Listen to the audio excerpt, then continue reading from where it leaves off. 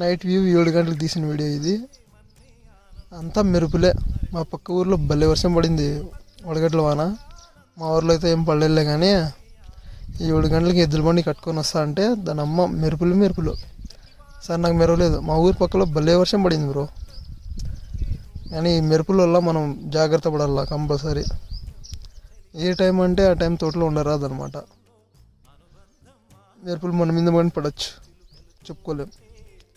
జాగ్రత్త పడండి అన్న, గొర్రెలు అన్నళ్ళు, రైతన్నళ్ళు చాలా జాగ్రత్త పడండి. ఇప్పటి నుంచి కొద్ది కాలం, ఒక 4 నెలల పాటు కంపల్సరీ ఇలాగే ఉంటుంది. కంపల్సరీ చూసుకోండి, జాగ్రత్తగా ఉండండి. టైంకి ఇంటికి పోండి. మొబైల్స్ అంత యూజ్ చేయొద్దండి.